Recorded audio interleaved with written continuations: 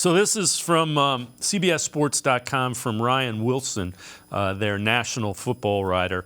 2023 NFL Draft home runs and head scratchers from day 3. So picks that Wilson likes: Dorian Thompson-Robinson. He improved each and every year, which led to him completing nearly 70% of his passes at UCLA this past season. Ends up in a good situation in Cleveland, where he should challenge backups Joshua Dobbs and Kellen Mond during training camp. Picks that he didn't like: DeJuan Jones, and he says, will he be motivated? Skipped out on participating at Ohio State's Pro Day, which included not weighing in after coming in at 374 at the NFL Combine. In addition to needing to keeping his weight under control, doesn't look comfortable blocking at the second level. Sometimes struggles against smaller speed pass rushers who can duck underneath him around the edge. Let's start with the quarterback. That was a quarterback who was attached to the Browns in a lot of mock drafts. I don't know about challenging Joshua Dobbs, but he's a developmental guy, and the Browns need a developmental guy at quarterback.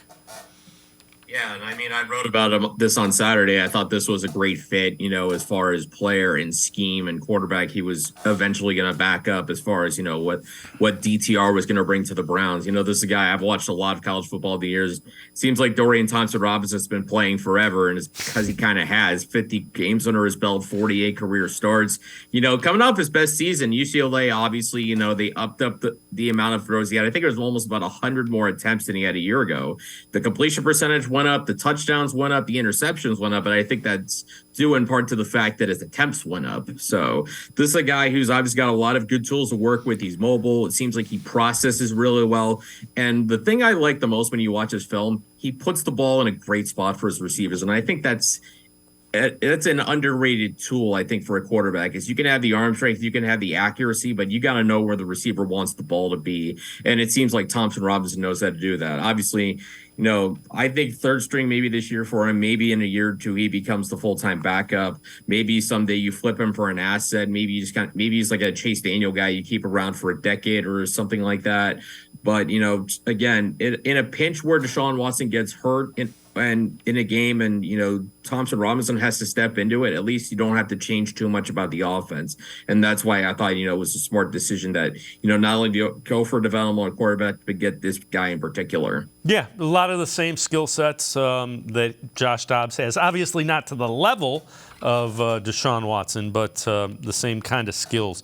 As far as Jones goes, I love the pick. I have no issue with it at all. It's a 4th-round pick. If he was motivated and his weight was under control, he'd have been gone in the 2nd round.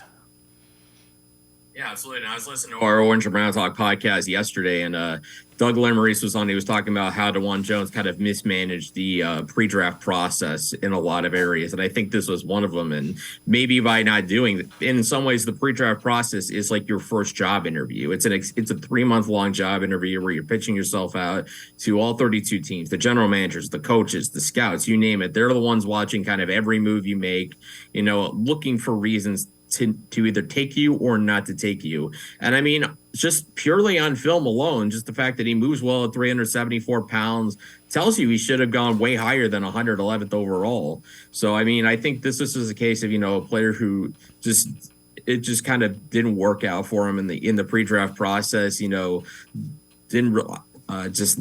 a tough weekend for him. I think, like you said, 2nd round potential, certainly he might have even a shot to sneak in the 1st round. You get him early in the 4th round. I mean, I don't know how you can question that pick. I mean, again, it's a 4th round pick. I mean, it doesn't mean as much as a 2 or a 3.